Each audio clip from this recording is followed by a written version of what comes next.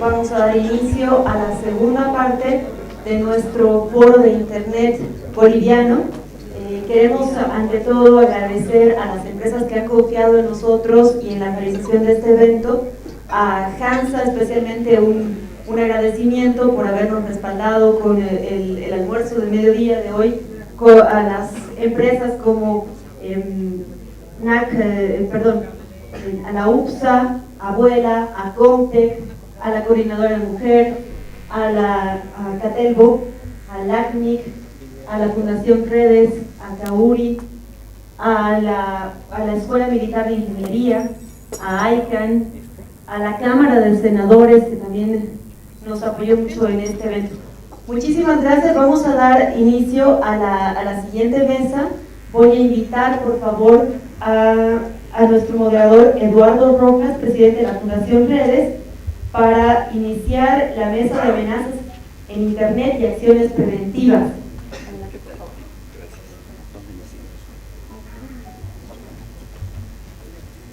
Quisiéramos también invitar, por favor, a los panelistas presentes, el señor Franklin Santander,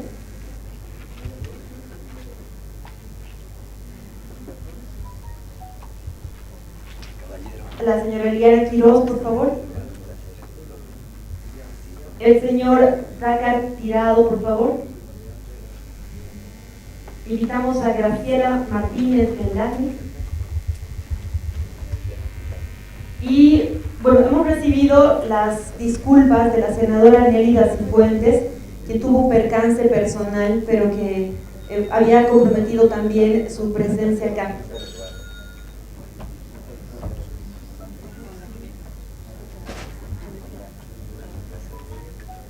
Bueno, sin más preámbulo, Eduardo.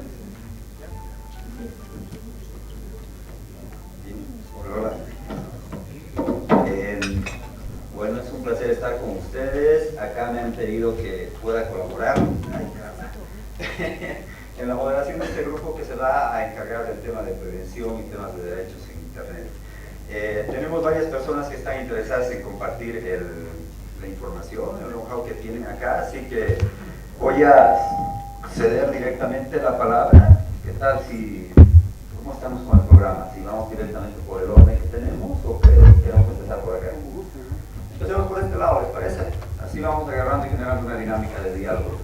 Entiendo que tenemos 5 minutos por persona para poder hacer un abordaje de los temas que se les ha pedido que toquen. Posteriormente vamos a hacer una segunda ronda, eso en función de los temas que vayan surgiendo. De repente me voy a permitir hacerles algunas preguntas o comentarios. Y después vamos a abrir las preguntas y respuestas al público. Una vez que tenemos las preguntas y respuestas con el público, lo que vamos a hacer me voy a permitir hacer un breve análisis de la participación de todas las personas en la mesa, los temas que estarían saliendo como agenda para contribuir a este tema del IGF y, bueno, brindarles también a ustedes un poco de mi experiencia para ver y leer este campo de los derechos, la prevención, la violencia en Internet. Por favor. Hola, buenas tardes. Soy el mayor de la Policía Boliviana, Rácar Tirado Rodríguez. En este momento represento a la Fuerza Especial de Lucha contra el Crimen, La Paz. Primeramente, felicitar la iniciativa de Internet Society de realizar este primer foro de la gobernanza de Internet, por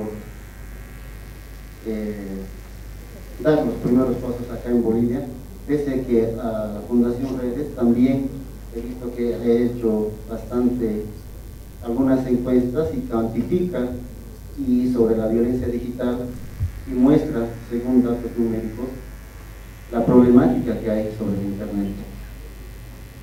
A Visión Global, que igualmente con alguna empresa telefónica que están con la Escuela de Gestión Pública realizando algunos cursos, igualmente para prevenir la violencia digital. La Policía Boliviana, a través de la Fuerza Especial de Lucha contra el Crimen, está encargada de investigar los delitos. Es en ese sentido, y enmarcándonos tanto en el Código Penal, Código de Procedimiento Penal, la Ley de Servicios Financieros y todas las normas que tipifican conductas como delitos, tiene la obligación de investigar los delitos de acción pública. En ese sentido, es que la Fuerza Especial de Lucha contra el Crimen, ya han podido ustedes percibir que viene trabajando día a día, realizando la labor de arrestos y aprehensiones y la lucha contra la delincuencia.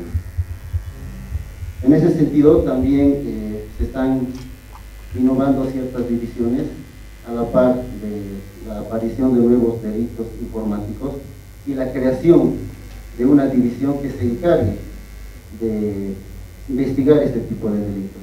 Asimismo, se ha mandado diferentes oficiales a capacitar tanto en Rusia, en España, en México, en Perú, para poder estar a la par de la delincuencia. Eso sería todo.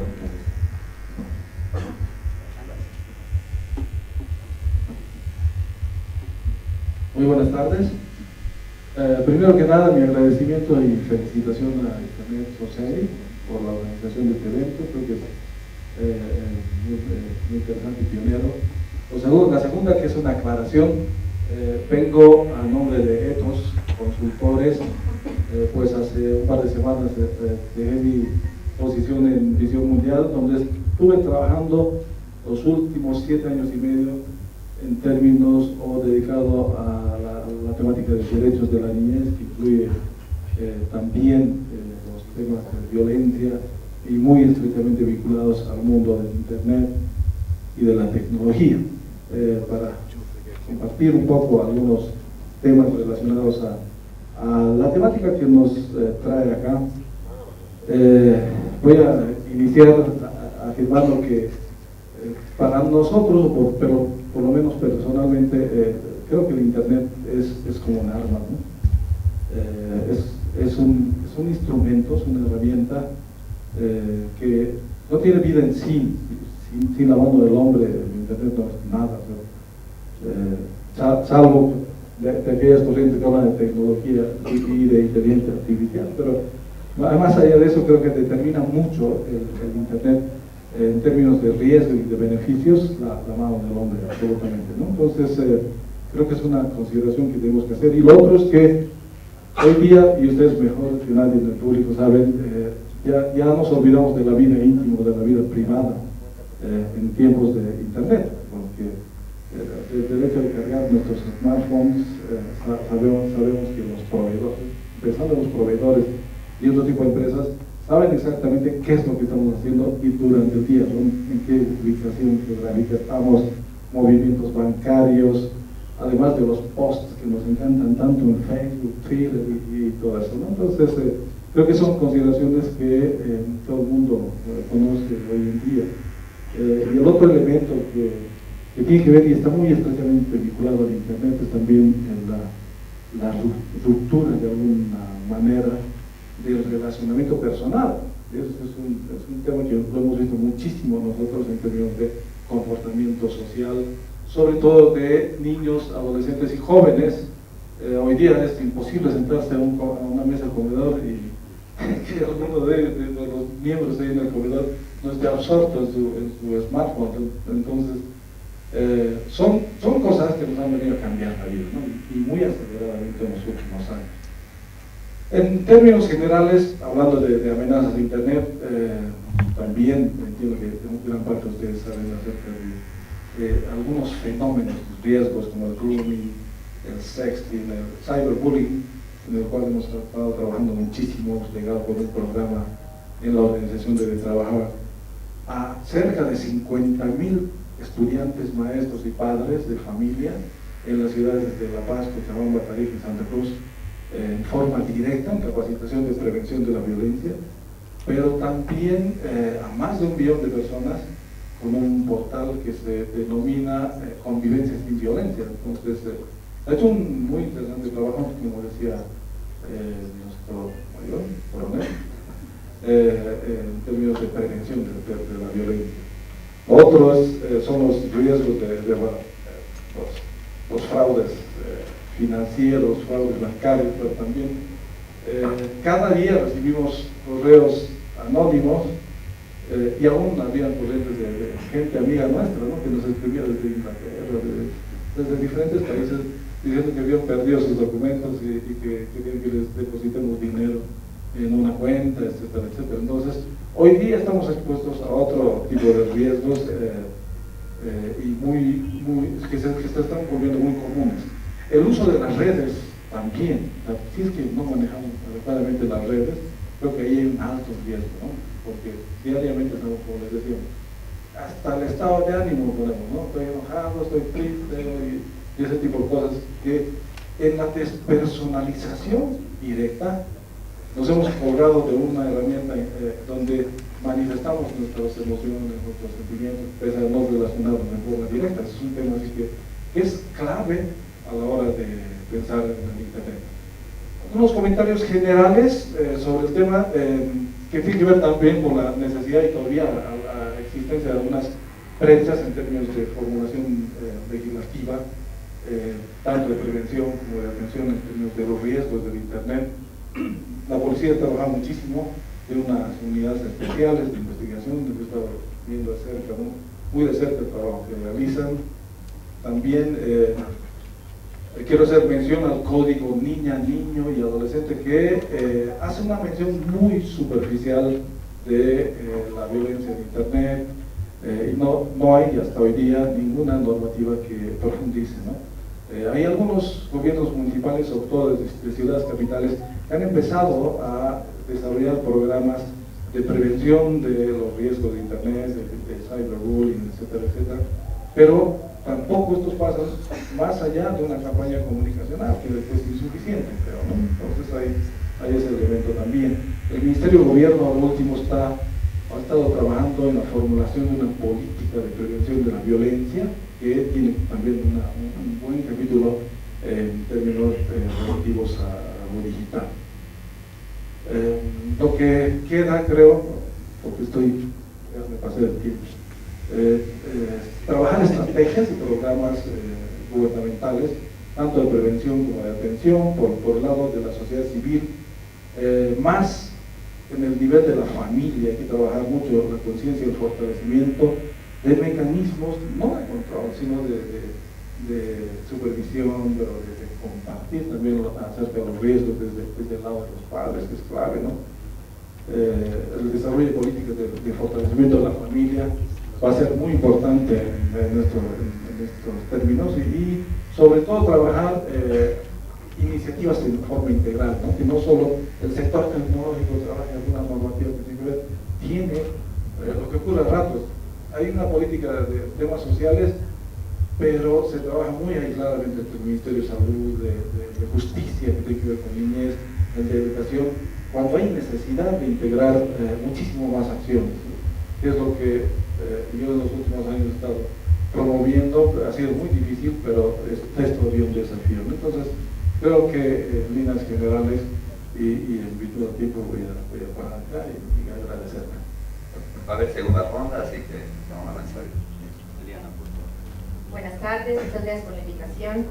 Creo que hasta ahora hemos tocado un aspecto de los posibles riesgos que tenemos en Internet, lo más referido a delitos y a fraudes, pero creo que hay otros en los que me quisiera más bien enfocar. He identificado 3 grupos, uno de ellos es este grupo. El segundo grupo creo que tiene que ver con específicamente el tema del evento, que es gobernanza de Internet. Creo que hay que dar un marco de lo que es gobernanza. Gobernanza es el gobierno de Internet, y cuando hay un gobierno estamos hablando de política, y si estamos hablando de política debemos preguntarnos quiénes son los actores y quiénes son los actores fuertes y los actores débiles en esa estructura. Entonces, vamos a identificar, por supuesto, a las empresas, y cuando hablo de empresas estoy hablando de las empresas presentes acá, pero también que tienen un poder económico importante, otras tal vez más pequeñas, y las internacionales enormes, Facebook, Google, Twitter, etc.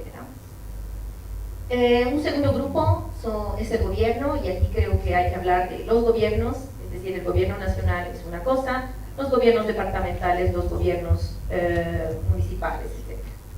Después vamos a identificar a los usuarios o a la ciudadanía. Las empresas llaman usuarios, desde una visión más política se debería hablar en realidad de ciudadanía, que tiene derechos, por supuesto, y un cuarto grupo normalmente identificado en los foros de gobernabilidad es la academia, ¿no? Personas que están haciendo investigación, tanto social, de los impactos sociales de Internet, como de desarrollo tecnológico. Y lo que debemos entender en esto es que los actores fuertes son principalmente las empresas. Por eso Internet está como está en el mundo y por eso Internet está como está en Bolivia. Y cuando convocamos a un foro de gobernanza de Internet, sobre todo en los globales y en los regionales, las voces más fuertes suelen ser las de las empresas. Y obviamente las empresas no hay por qué exigirles o pedirles que tengan una responsabilidad social muy alta. Obviamente el objetivo principal de una empresa es generar dinero. Y por lo tanto se puede generar muchas brechas si lo único que uno quiere o lo más importante que uno quiere es generar ingresos. Y eso es lo que sucede. Ahora Internet es un espacio privatizado. Eso a nivel global y por supuesto también en Bolivia. No hay forma de entrar a Internet libre, siempre uno tiene que loguearse a una empresa y por lo tanto tiene que ceder sus datos o tiene que pagar. Los otros actores fuertes no son los estados y tampoco creo que en Bolivia, aunque en Bolivia sí se están haciendo algunos esfuerzos, algunas de ustedes saben, y en todo caso igual presento mi experiencia, que he trabajado en AGETIC por un año y algo más, he conocido esta experiencia que es bastante interesante de lo que se está haciendo en el gobierno, pero dista todavía mucho de ser un jugador fuerte. Se está haciendo desarrollo de software libre, hay una política de soberanía nacional, de soberanía tecnológica, pero aún no es la voz más fuerte. La academia, que creo que hay una mesa después, suele ser alguien que aconseja, que sugiere. En Bolivia incluso es aún más débil, prácticamente no está muy presente y lo siento por alguna gente si es que viene de la academia, pero es verdad, faltan muchos recursos, falta mucha concentración de conocimiento. No es raro que en Bolivia el actor sea mucho más débil, porque en realidad estamos muy fuera del sistema de la sociedad de conocimiento. Y por último está la ciudadanía, que son las personas, los actores más débiles. ¿Por qué? Porque no tienen conocimiento de los juegos empresariales, no tienen conocimiento de los juegos de gobierno, que son buenos para generación de política pública y son no tan buenos en temas de vigilancia masiva. Y tampoco se enteran mucho de la academia. Entonces creo que este sí es un riesgo y es un riesgo muy fuerte. Que Internet termine siendo un mecanismo, un instrumento de generación de mayores brechas.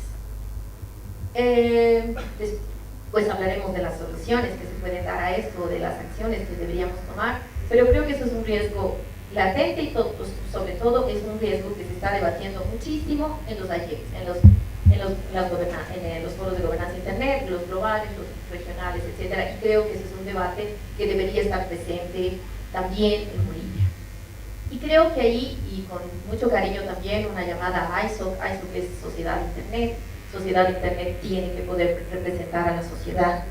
Y creo que hay una sensibilidad muy alta, me puedo estar equivocando, y me disculpo si me estoy equivocando, pero si hay una sensibilidad muy alta con las empresas y con los gobiernos, lo que se está haciendo es dar un espacio a los jugadores más fuertes en el mecanismo político de gobernanza de Internet. Entonces creo que obviamente no solo es ISOC, tampoco, son muchas instituciones, la tuya, de hecho Eduardo, que sí están trabajando en Internet y que sí promueven la participación o deben promover la participación de la sociedad civil. Esa es una de las razones por las que estamos 17 mujeres aquí, no más, el resto son hombres, no hay muchos jóvenes tampoco, en general no hay mucha participación, creo, muy plural. Y es difícil, es un debate que no está presente todavía en el país, hay muy poca gente que tiene opinión al respecto, hay que formar a la gente, hay que formarnos también nosotros. Y eso creo que es responsabilidad de las empresas, es responsabilidad de los gobiernos, es responsabilidad de la academia, pero también es una responsabilidad personal. Ok, el segundo, y aquí no me alargo mucho. El segundo riesgo que veo es un riesgo, espérense, tengo chanchullo. A ver, es acerca de la libertad de expresión, y normalmente lo que está pasando es que no necesariamente, y aparentemente no se sabe que el gobierno o los gobiernos nacionales hayan contratado ningún software de vigilancia, pero la mayor parte de los países en América Latina y en el mundo sí lo han hecho, por razones correctas, que es, por ejemplo, seguridad nacional. Si un gobierno tiene que tener un software para que le permita hacer un seguimiento en espacios web, en internet, de algunos posibles delitos, como nos estaban contando los anteriores panelistas, es correcto, pero a veces se utilizan esos softwares para hacer una vigilancia en la vida privada de ciudadanos. Eso, como les digo, no hay ninguna prueba de que esté sucediendo en Bolivia, está sucediendo en los demás países, pero hay que estar atentos porque está sucediendo en los demás países. Y los softwares no son ni muy caros ni muy difíciles de conseguir. Entonces creo que eso sí es un tema que también hay que revisar. No es acusar a los gobiernos para nada. Lo que creo que tiene que hacer la sociedad civil, porque obviamente yo vengo de sociedad civil y tengo que ver cuál es el rol ahí, creo que tenemos que comenzar a entender cómo se da esta censura, esta vigilancia en Internet y comenzar a hacer seguimiento. De ahí les hago una invitación a todos, hemos comenzado con unos amigos a hacer unas mediciones con UNI, los técnicos sabrán que es UNI, para identificar tipos de censura en 3 países en la región. Bolivia no todavía. Vamos a entrar a Bolivia, si les interesa podemos conversar después y comenzamos a trabajar en un tema de entender qué es censura en la web y cómo podemos medir las acciones de empresas, estados, etcétera, de gobiernos para verificar si esto está sucediendo. Esos son los 3. Buenas tardes a todos, yo soy Graciela Martínez y trabajo en LACNIC. Para los que no saben, LACNIC es el registro de direcciones de Internet para América Latina y el Caribe. Nosotros somos los responsables de asignar y administrar los recursos de Internet, tanto de versión 4 y para versión 6 y los sistemas autónomos, y también somos responsables de mantener el reverso de para nuestra región. Tenemos 33 miembros. Y bueno, yo estoy sentada en esta mesa. Muchas gracias por la invitación y muchas gracias a ISOP y al capítulo de Bolivia y a todas las otras organizaciones que hicieron posible este gran encuentro entre ustedes, entre todas las comunidades, entre los community stakeholders, que tanto me gusta eso, esa palabra, y que nosotros tratamos de llevar como un apostolado también. Y sobre todo a las personas que participaron activamente en el MODA, incluso menores también. Bueno, como les decía, yo trabajo en LACNIC y estoy sentada acá porque yo soy la coordinadora del Centro de Respuestas de Incidentes de Seguridad de LACNIC, y en definitiva es lo que nos encargamos en el WARP, que así se llama porque es el Warning Advice and Reporting Point, es de recibir reportes de incidentes de seguridad que afectan a los recursos de América Latina y el Caribe. ¿A qué me refiero con esto? Los recursos de Internet, por ejemplo, IPs, que ya sea que atacan o son atacadas o son utilizadas para atacar o son utilizadas para cometer algún tipo de delito. Entonces, a nosotros nos llegan algunos reportes de esas mal uso o abuso de los recursos de Internet, y nosotros gestionamos debidamente para, tratar de parar los ataques o tratar de bajar un phishing. Phishing es sabrán todos, pero por las dudas si alguien no sabe, es un sitio fraudulento. Y tenemos en el sitio de nosotros, mantenemos estadísticas en cuanto a qué tipo de reportes de seguridad, de incidentes de seguridad en el sitio nuestro está, qué es lo que más nos reporta. Que no quiere decir que son todos los tipos de delitos que en Internet hay muchísimos. Lo que sí es interesante que sepamos que antes, cuando no existía Internet, los delitos, sobre todo económicos, existían, y toda esa gama de delitos se movió mucho a Internet, y ahora para realizar delitos económicos a veces las personas ni siquiera se mueven de la casa porque el propio PC arman ataques y vulneran sistemas y se apoderan de dinero que no es de ellos. O venden o comercializan productos que no están prohibidos. Entonces también en la Darknet se comercializan muchos productos que están prohibidos, y hay que hablar de la pornografía también, que no nos olvidemos que cuando estamos hablando de fraudes y de delitos informáticos, muchísimas veces, o la mayoría de las veces, atrás está el dinero. Internet mueve en este sentido billones de dólares anualmente por delitos y fraudes económicos. Entonces, me parece que todos tenemos que trabajar desde cada organización para mantener nuestros sistemas más o menos establemente seguros, y entre todos también tenemos que trabajar para educar, ya sea a nuestros usuarios, a la población, cada uno de su lugar.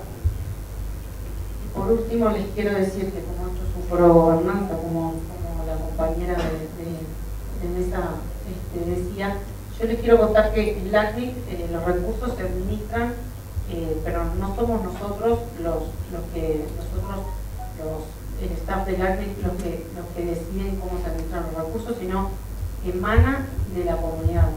Las políticas que regulan cómo se van a utilizar, cómo se van a cobrar, todo lo que tenga que ver con recursos de Internet emana de la propia comunidad. Y son los miembros los que tienen que participar si quieren que esas políticas, crear nuevas políticas, son ustedes mismos, la propia comunidad, los que tienen que generar esas políticas. Las políticas se discuten en un foro y después el moderador del foro, después de un largo tiempo de discusión, se aprueba en la asamblea de miembros si hubo consenso. Eso es lo que quería transmitirles. Gracias. Bien, muchas gracias. Dejemos el micrófono con Graciela, por favor, para... Miren, en torno a los comentarios que han hecho cada panelista, me gustaría explotar al máximo su experiencia sobre lo que ha hablado.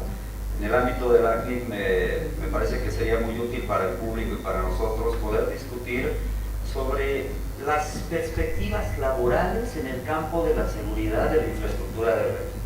Porque un área de la prevención, y a partir de la prevención o la vulneración de la infraestructura de red, vemos que se genera vulneración de derechos a distintos miembros, a distintos actores, desde el sector privado, a los usuarios, hasta los gobiernos. Pero para no hablar de soluciones concretas, sino más bien de perspectivas a futuro, desde tu experiencia, Graciela, ¿cómo estás viendo la emergencia de nuevas disciplinas, capacidades técnicas en el ámbito de la seguridad de la infraestructura crítica de Internet, en la que podríamos nosotros ir indagando o explorando? Voy a cerrar la pregunta para todos los miembros ahora. Mientras tanto, en el caso de Eliana me parece loable el aporte que hace en el sentido de dinamizar con mayor protagonismo y visualizar la participación de usuarios, de la ciudadanía, de colectivos. Sería pertinente, porque tienes mucha experiencia, Eliana, que puedas compartirnos algunas experiencias exitosas que has tenido o algunas experiencias que están desarrollando que puedan servirnos como motivadoras, inspiradoras para poder agarrar y trabajar en la prevención de derechos humanos en el tema de Internet. Franklin, ha sido realmente impactante oír las cifras que has mencionado, con 50.000 estudiantes que capacita una sola ONG en el país. Imagínense, en comparación a los millones de habitantes que tenemos, lo que nos falta por capacitar. Creo que los papás están más interesados de oír tu experiencia, los profesores, los mismos chicos. ¿Qué recomendaciones tú darías en el ámbito de la prevención con niños, nuevas generaciones, papás, mamás específicamente, basado en la experiencia que han tenido? Creo que es bueno para nosotros como usuarios ver qué está pasando ahí. Y en el caso de la policía, hay dos. La policía puede recibir a veces palo en este campo, porque evidentemente una de las fortalezas es la capacitación. Ustedes han mencionado que se están capacitando en varios países, sabemos las condiciones en las que se capacita la policía y es loable, pero concretamente creo que todos nos podríamos estar preguntando si hay procedimientos o qué procedimientos seguir en caso de alguna denuncia en la que hay vulneración de derechos, por ejemplo, de niños, o casos de trata y tráfico, pornografía o abuso sexual en Internet. ¿Cómo hacer una denuncia concretamente en la policía para que pueda tener cierta respuesta? Entonces les daremos dado que hemos tomado un tiempo relativo, entre 4 minutos, ¿les parece? Y después abrimos el micrófono al público. La pregunta era... ¿Qué disciplinas nuevas, qué oportunidades? Yo creo que bueno, la academia tiene mucho trabajo por hacer, porque hay que formar profesionales que puedan, desde el punto de vista de seguridad, ¿no?, empezar a formar profesionales especialistas en seguridad. En muchos casos vemos que recién se han iniciado cursos específicos de seguridad. Esos tendrían que ser parte de la carrera de grado y bueno, después ofrecer maestrías, doctorados en ese sentido. Creo que la academia puede aportar. También podemos aportar desde primaria, secundaria, porque el uso de los recursos de internet, como por ejemplo en Uruguay, no sé si ustedes saben que hay un programa que es un One Laptop per Child, y bueno, yo no solo es poner un laptop en la mano de un niño, sino tengo que enseñarlo a bien utilizar esa herramienta, porque realmente es una herramienta que fomenta el conocimiento y que acerca al niño a la información, pero yo tengo que controlar como adulto a qué información está accediendo ese niño, igual que los jóvenes, los delitos que ellos hablan también. Y nosotros, desde nuestras perspectivas, de nuestras organizaciones, también tenemos que desarrollar actividades, como por ejemplo en la ayudamos a las organizaciones a formarlas para que sepan qué significa crear un centro de respuestas y cómo se crea un centro de respuestas a través del proyecto Amparo. También en las organizaciones, cuando tenemos infraestructura, nuestros técnicos tienen que tener en la cabeza desde el inicio, desde el diseño y de la planificación de los sistemas que voy a poner en producción, considerar la seguridad como una característica más de los sistemas, porque muchas veces con el apuro, yo quiero poner este servicio de internet porque quiero que mis usuarios lleguen, no sé qué, pero lo brindo a internet y con poca seguridad o nada. Entonces después vienen los ataques. Me atacaron el servidor. Bueno, pero vos hiciste el hardening de... no, pero sí, pero tengo el sistema operativo, la penúltima versión. Bueno, no.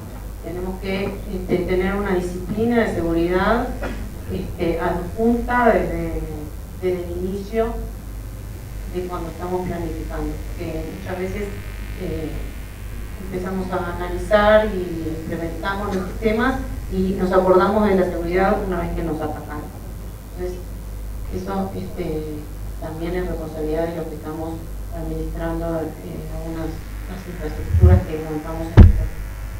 Y bueno, yo lo dejo por ahí, si me olvidé de algo, después lo digo.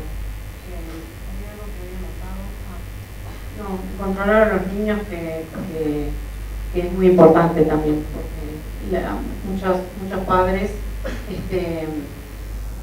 yo veo, he visto y espero no seguir viendo tanto, que los padres le dan el celular al niño o la tablet o la computadora, en vez del chupete le ponen ese chupete electrónico y lo entretienen horas. El niño está 4 horas y en ninguna de esas 4 horas los padres, no le digo ustedes en particular, sino en general, no se paran, no saben qué hizo el niño en 4 horas, ni a dónde accedió, ni quién se puso en contacto con ellos, ni nada. Y perfiles en Facebook y en las redes sociales, perfiles falsos de adultos que intentan acceder por perfiles falsos a los niños, que son los más vulnerables, hay muchísimos más de lo que todos conocen. Entonces, hasta dentro de nuestros hogares tenemos un rol para jugar en esta carrera.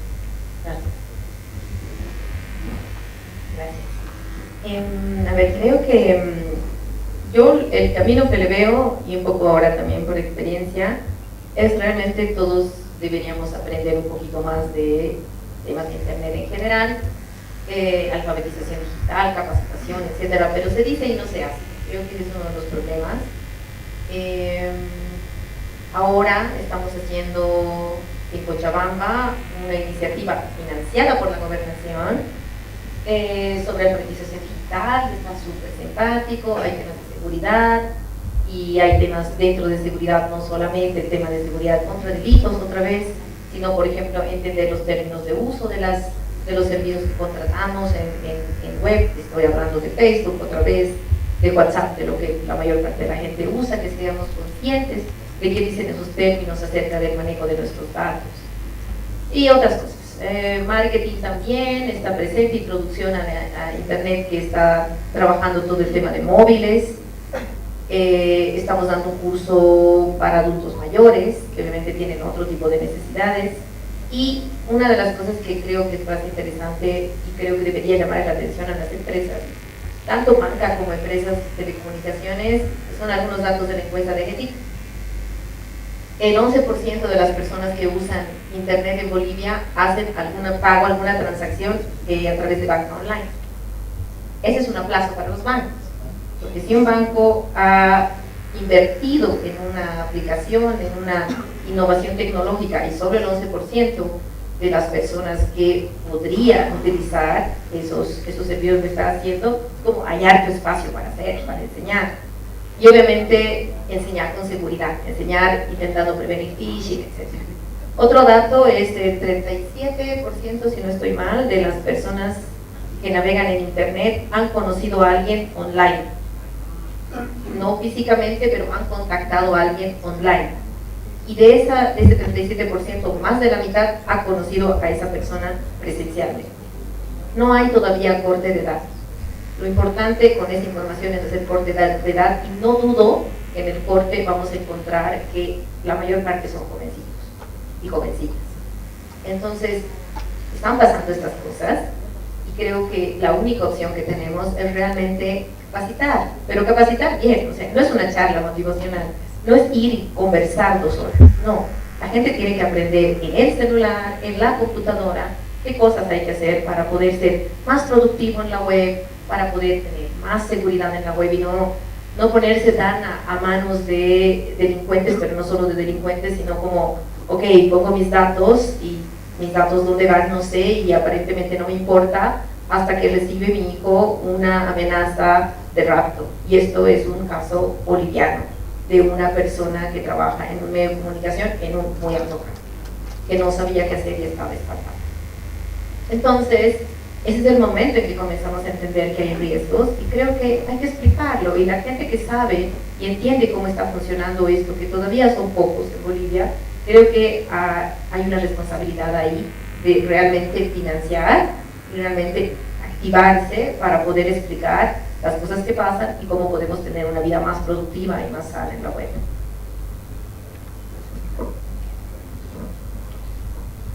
Voy a hacer referencia a lo que decía Eduardo. De repente parece muy interesante que una sola ONG haya alcanzado casi 50.000, no solo estudiantes, sino maestros y padres de familia. Definitivamente creo que para este tipo de experiencias se conjuncionan varios elementos, ¿no? Entre ellos encontrar los aliados ideales. La Escuela de Gestión Pública dio clave, por ejemplo. Intentamos hacer algo con el Ministerio de Educación, no se pudo.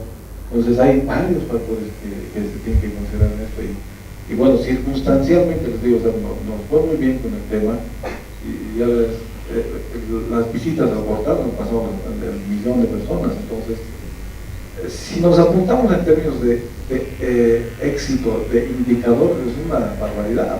Pero yo quiero reforzar lo que decía Eliana. No solo pasa por dar charlas de unas horas, sino hacer esfuerzos sostenidos, y ese es el gran problema en Bolivia, ¿no? Hay algunas autoridades con voluntad política para hacerlo, pero no siempre se sientan a dialogar y a construir esfuerzos conjuntos, de modo que podamos generar y lograr mejores resultados. A ratos debemos depender de iniciativas de ONGs, de cooperación, para lograr este tipo de destellos de esperanza, pero creo que todo debe pasar por una articulación y un esfuerzo integrado, ¿no? Que todavía no se da. Ese es un desafío. De repente, a partir de este ejercicio, se puedan generar como conclusiones a las autoridades correspondientes, el Ministerio de Justicia, el Ministerio de Educación, etcétera, etcétera, los más llamados a esto. El otro elemento que es un desafío para toda nuestra sociedad, no solo gobernantes, sino sociedad civil, pero también activistas, etcétera, etcétera, es cómo llevamos elementos claves como la ética, los principios y los valores al uso de la tecnología. Y no solamente en términos tecnológicos, uno puede hacer su decálogo de ética, no sé, pero eso no pasa solo por eso, sino en la práctica, en la interrelación, en la interacción del día a día, cómo generamos una cultura de valores. Nosotros hicimos un par de ejercicios con millennials, por ejemplo, ¿no? una generación súper interesante, también muy estigmatizada, pero paradójicamente es de ese grupo que nos salieron reflexiones muy interesantes acerca de la pérdida de valores, por ejemplo, ¿no? El tema de familia, el tema de, no sé, la relación personal como tal, que no debiéramos perder de vista si es que queremos hacer una buena combinación entre el desarrollo cotidiano y social, pero también respaldado por la tecnología.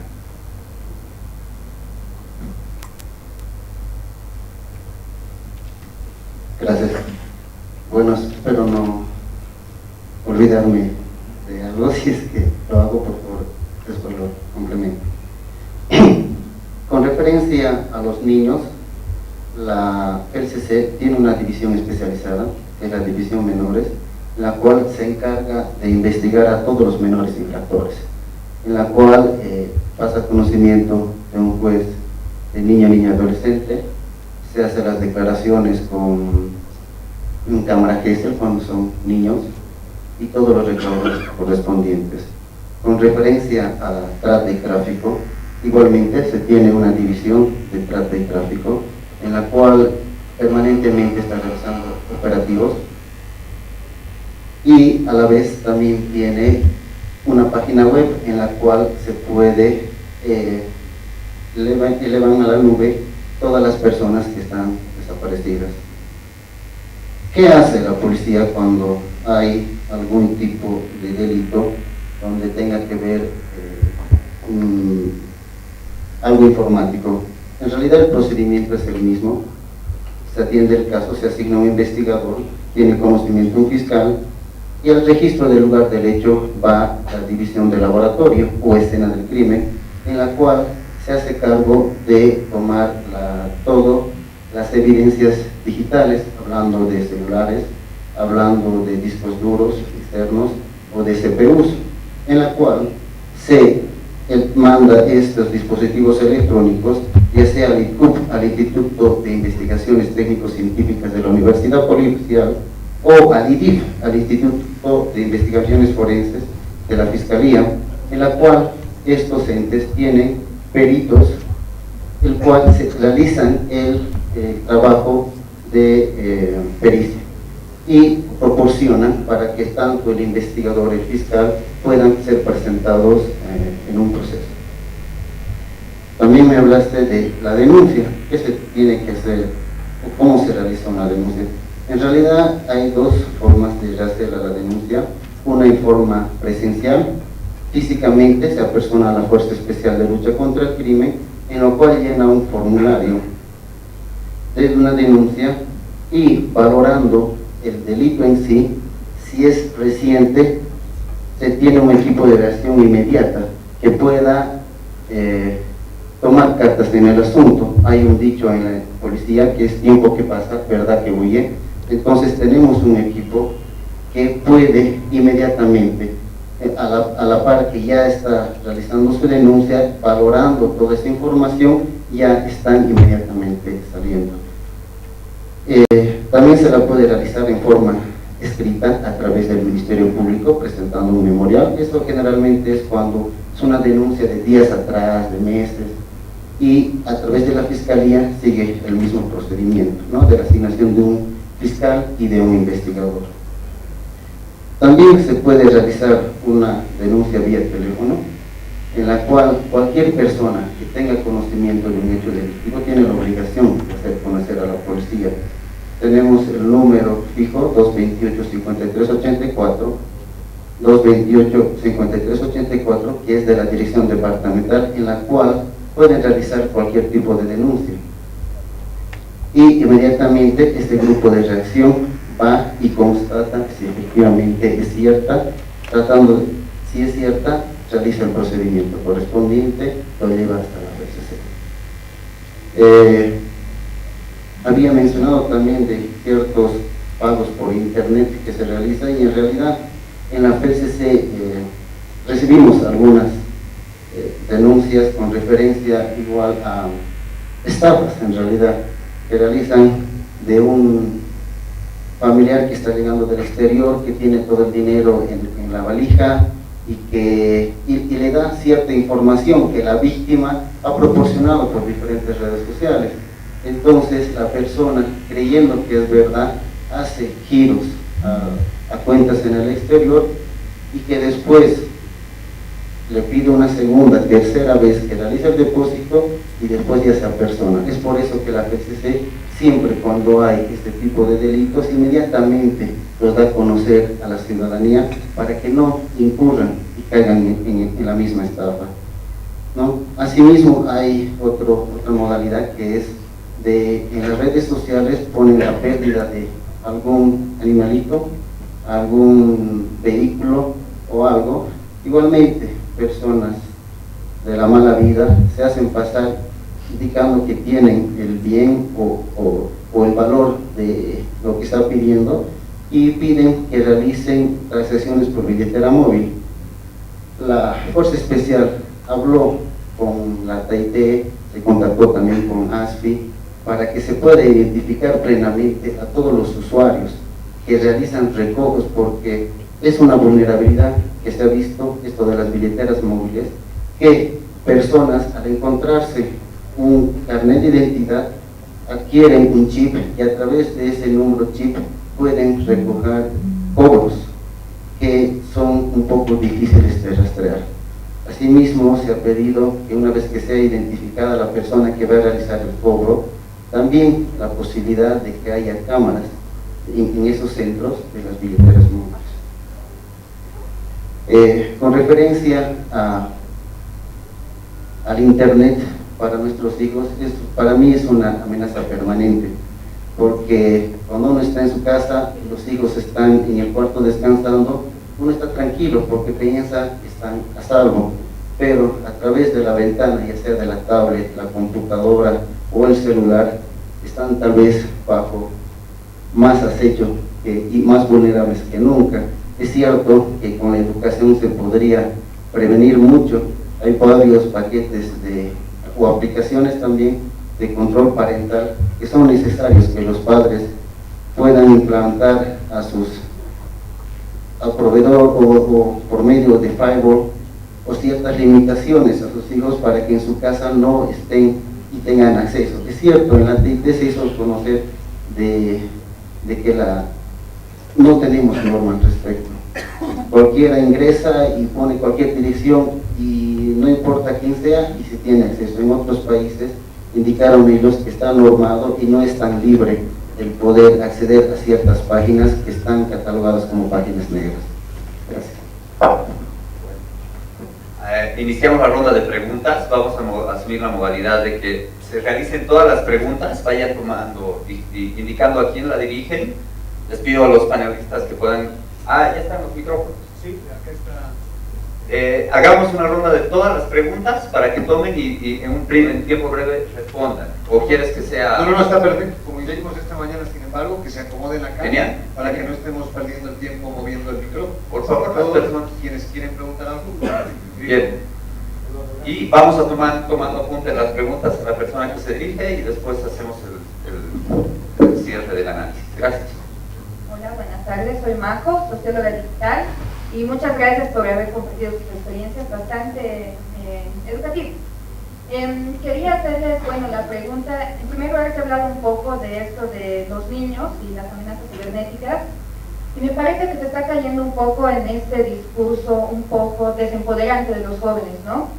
Verlos como un ente al que hay que proteger, cuando en realidad ellos son los que más nos deben enseñar en cuanto a amenazas, en cuanto a prevención de violencia o de amenazas en el internet.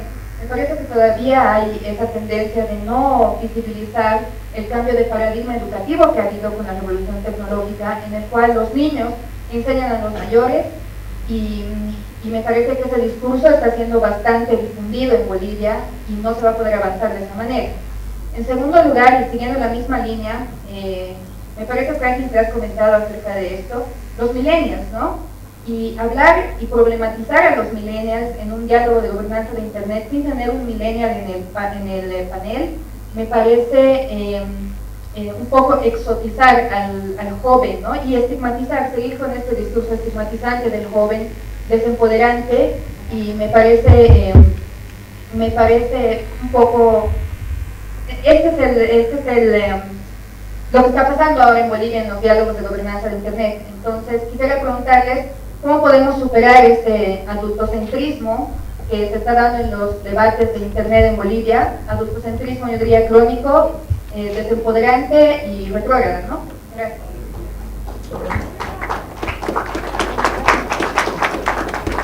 Buenas tardes, tengo varios puntos más que acotar a este debate para que se pueda tomar en cuenta estos puntos en realidad. Para hablar de Internet necesariamente hay que hablar de dos puntos de vista. Uno que sería desde el punto de vista del proveedor y otro desde el punto de vista del operador, del usuario. Ya, porque desde el punto de vista del proveedor, la visión es muy diferente a la visión del usuario que es consumidor.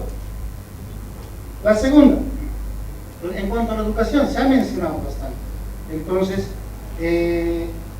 hay que ver cómo podemos nosotros dar el uso del Internet. En realidad, ¿no? Eso es muy común, que es el que se trata.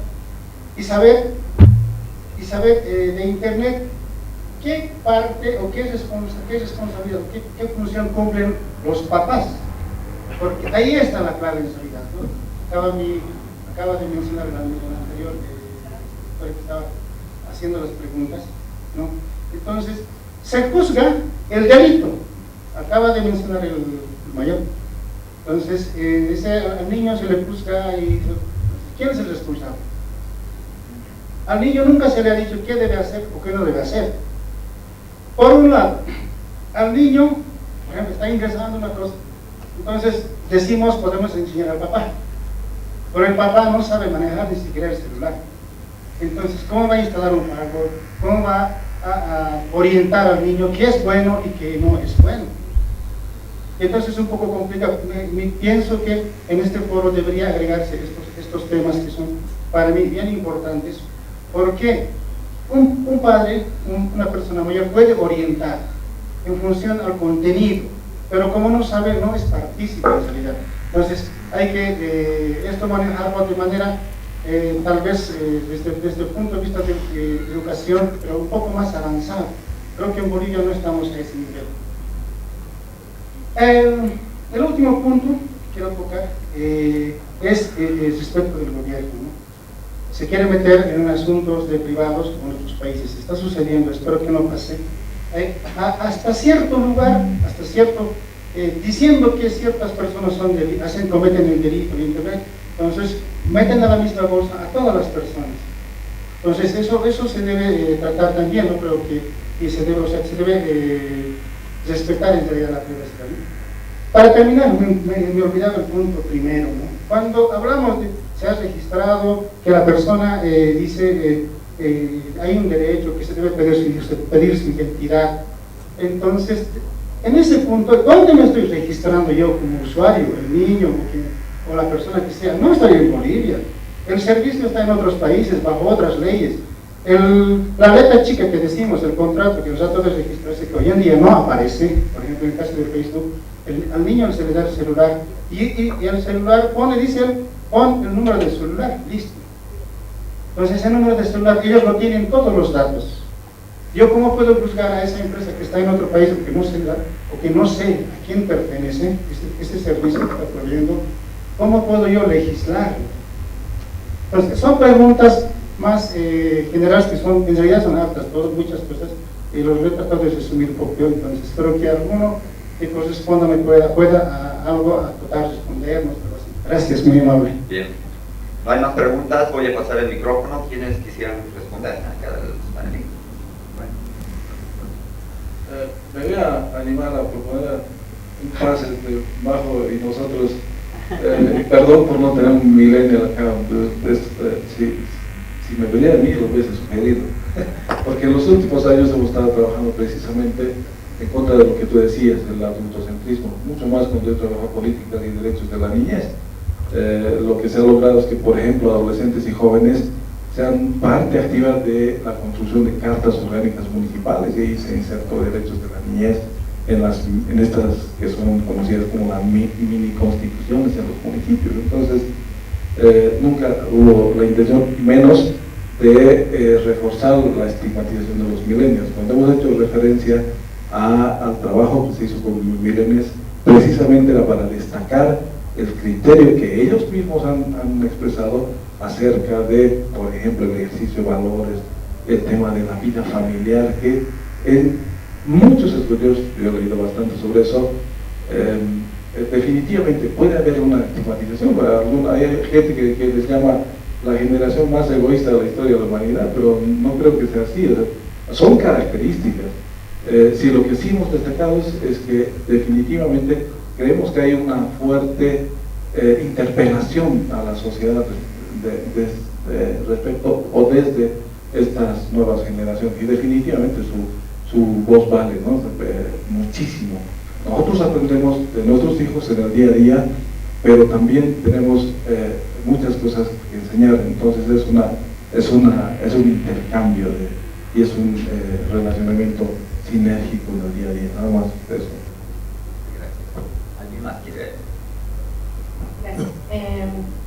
Sí, Majo, creo que por supuesto tienes razón, ¿no? Y hemos conversado esto antes del evento. Creo que sí hace falta un poquito más de pluralidad, y no solamente en quien habla acá, sino en general en quienes estamos presentes. Pero también creo que es el primer evento, ¿no? Entonces creo que es una buena crítica para ponerla, bien que la has dicho, para que no quede así como entre las charlas de WhatsApp. Está bien.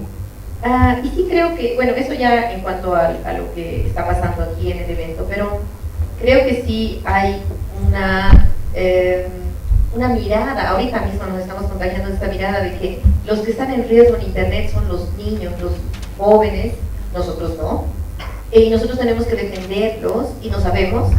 No creo que sea para nada así. Los cursos que estamos dando de alfabetización han sido pensados para padres y madres. Es muy raro porque la convocatoria la hemos hecho para padres y madres, y en el curso que doy yo, que es seguridad,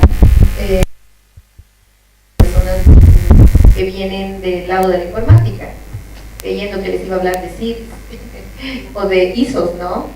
Y en realidad luego cuando se aclara que es más un tema de seguridad personal, y que lo que queremos es primero que las personas adultas aprendan y que entiendan que los jóvenes tampoco saben mucho. Están ahí, pero no necesariamente saben de seguridad. Entonces, por un lado, los papás tienen que aprender para enseñarles a los hijos, por otro lado, tienen que escucharlos para ver en qué riesgos están, pero creo que el convencimiento general es que nadie sabe nada. Todos tenemos que aprender. Realmente, quien más, quien menos, le ha hecho clic en el Facebook a estas cosas que dicen: haz clic para saber a cuál personaje de Game of Thrones te pareces más, ¿no? O cosas, no sé, cosas que son fraudes, que están infectando de virus. Está pasando eso, y creo que no todos sabemos. Tal vez los especialistas en informática saben, pero igual son poquitos pues en sociedad, ¿no? Entonces hay aquí una necesidad de quebrar este espacio tan específico de ingenieros y lanzarlo a la sociedad y comenzar a debatir los temas, porque están pasando cosas muy bien. Realmente, de las cosas que he estado mirando, wow, y aquí en Bolivia, sí, no solo delitos, también el tema de empresas, el tema de derechos, el tema de gobiernos probablemente más adelante, ¿no? Entonces sí, estoy de acuerdo, hay mucho adultocentrismo, pero creo que nadie sabe eso. Entonces todos deberíamos más bien echarle el diente ahí. Bien. Bien. Muchas gracias. Me toca hacer un cierrecito. Me gustaría hacer un breve resumen. Más que resumen de lo que me voy a permitir. Rodrigo, por favor. Rodrigo Saucedo. Este comentario es no comunicado, sino como miembro de la asociación de ISOC. Creo que es muy valioso los comentarios que tanto Eliana como María José han dicho sobre la representación de gente joven o de sociedad civil, tanto en las mesas como en el evento. Yo creo que es muy importante resaltar que tanto Eliana como María José son parte de ISOC. Y cuando se está armando un evento como este, hemos invitado absolutamente a todos a que formen parte del comité de programa. Entonces, cuando se escucha este tipo de comentarios, suena un poquito raro, porque al final de cuentas son miembros de ISOC. Entonces, yo personalmente lo tomo muy bien, pero las invito a que sean mucho más activas dentro de ISOC, y no solo ISOC, sino de dentro de toda la comunidad de Internet. Solo eso, gracias. Bien. Gracias, Rodrigo. Quiero decir una palabra. Autocrítica es cool. It's okay. O sea, si estamos autocríticos también está bien, Rodrigo. Lo estamos haciendo en muy buena onda. Hay autocrítica también. Y es una autocrítica que transmito. Sí, la observación ha sido, ya que estamos así como un poquito internos ahorita, sí, la observación ha sido puesta, por Esteban, ¿no? Sí se ha hecho la observación del lado de los jóvenes, sobre todo. Él ha dicho, hay poquitas personas jóvenes representadas en los paneles. Pero en todo caso es construyendo. La siguiente pues habrá más jóvenes, más mujeres, más sociedad civil. Bien. Creo que... Hay una más. ¿Hay alguien más? Adelante, por favor. Tenemos Gracias. tiempo. Mi nombre es Carmelina Pope, de CL. Quería hacer un comentario cuando se habló del tema de los millennials. Recordé que en esa oportunidad, cuando en México recientemente hubo un terremoto, fueron precisamente los millennials, a través del uso de las redes, que pudieron brindar auxilio oportuno a las personas que habían quedado sepultadas, a las que estaban en situación de riesgo en ese momento. Y el Facebook fue la herramienta clave para poder dar soporte, inclusive coordinar que se puedan llevar los implementos de auxilio para esas personas. Entonces, desde otra perspectiva, el Facebook y las redes sociales se constituyen una herramienta bastante útil para promover el manejo y gestión de riesgos, por ejemplo, en casos de emergencia como ocurrió recientemente en México. Eso es lo que quería comentar. Gracias. ¿Hay una persona más? Evidentemente existe en el Código Penal dos leyes, que es 63 bis y la 10, pero yo creo que no se debe quedar solamente corta de esas dos leyes. Se debe ampliar, porque los delitos informáticos a medida del tiempo se van ampliando y son muy cortas esas leyes y que en realidad son muy genéricas. En cambio, las leyes de Colombia son muy directas, ambiguas y directamente van, digamos, al infractor directo a la cárcel. En cambio, en la 173 son muy ambiguas, como les dije. Solo para temas de registro, ¿puedes decir tu nombre, por favor? Jesús Cham. Gracias. Bien, gracias. Hay un tema con los delitos de Internet que nos estamos olvidando de que Internet no tiene fronteras y los delitos tampoco. Entonces, muchas veces nos estamos enfrentando a que tenemos que gestionar delitos que se originan en otros países y bueno, no solo alcanza con las leyes internas, sino que tenemos que recurrir a tratados internacionales para poder dar con organizaciones criminales. Entonces, no estamos hablando de delitos pequeños, no estamos hablando de organizaciones criminales propiamente dichas, con un jefe, gente que trabaja de 9 a 5, que cuando se las está investigando te das cuenta que están cumpliendo un horario laboral, etc. O sea, eso es algo que tenemos que no perder de vista cuando estamos pensando en los delitos informáticos. Ya no estamos solos dentro del país, no estamos confinados, estamos obligados a levantar la cabeza y a trabajar internacionalmente con otras organizaciones. En particular, yo no si se me malinterpretó, pido disculpas, pero yo no en ningún momento con mi intención estigmatizar las redes sociales existen, está bien por ellas, simplemente que esto es un tema de estadísticas, de números y de riesgos, análisis de riesgos de vulnerabilidad por amenaza. Amenazas hay miles y vulnerabilidades hay muchas.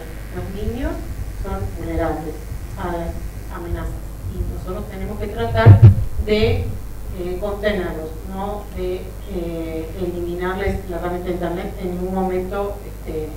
Hoy lo que yo dije, por las dudas, quería hacer esa aclaración.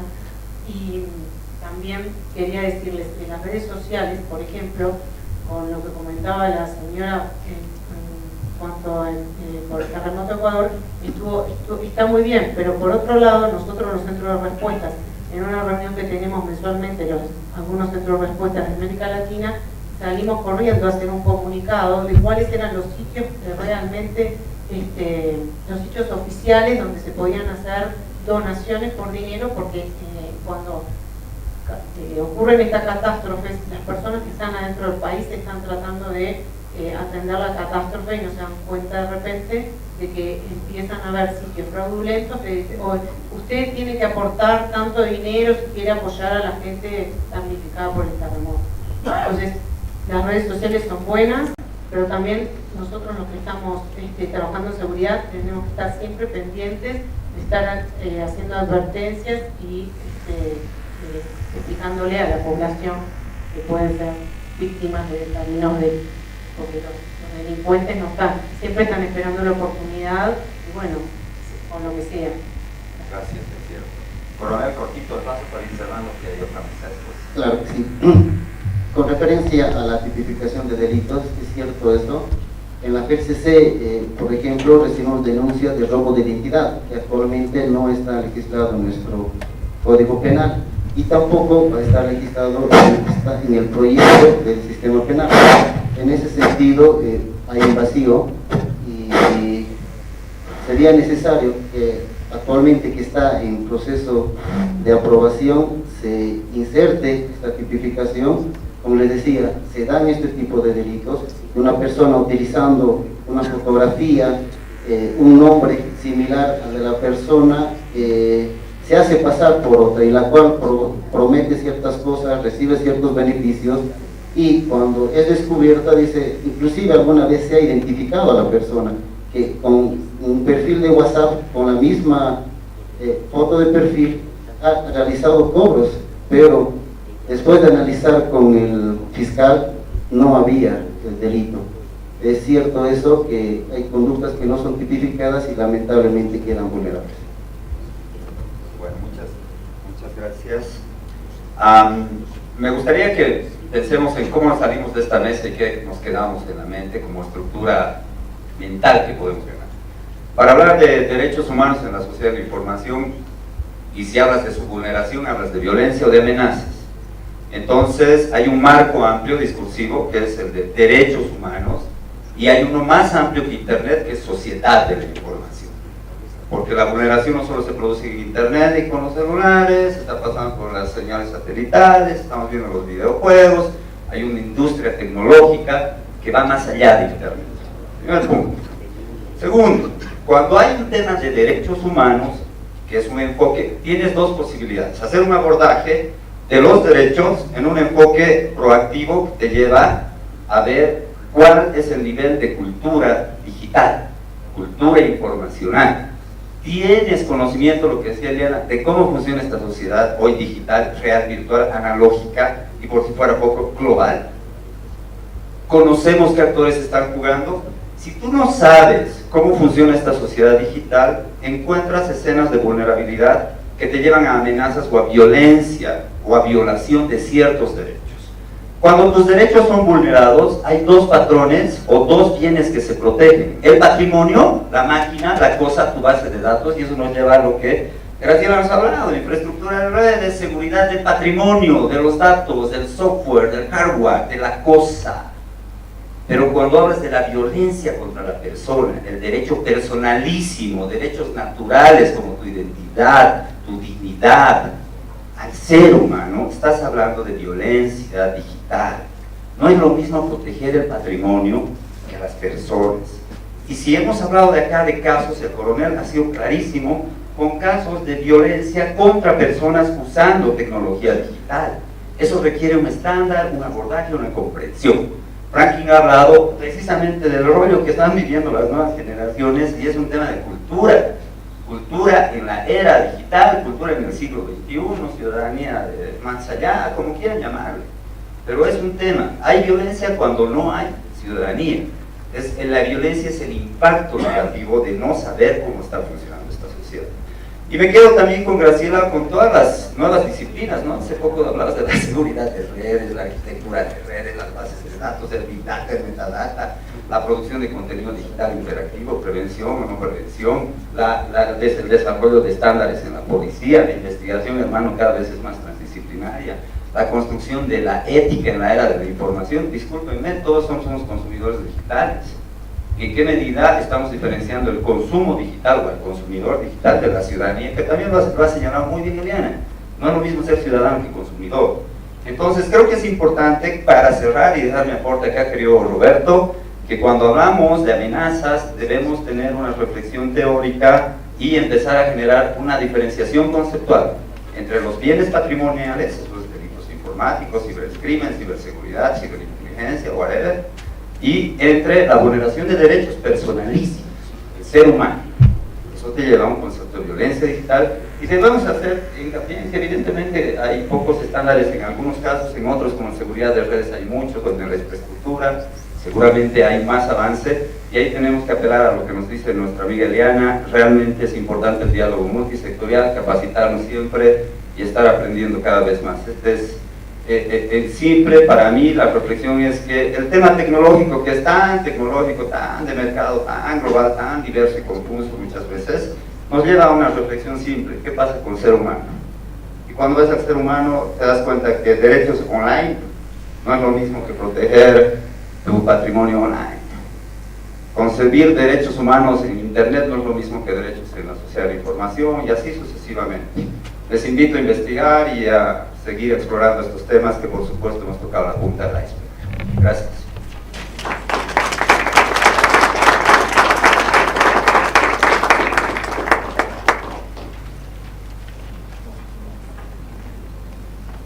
Muchísimas gracias, bastante ilustrativo el panel. Muchas gracias a nuestros invitados.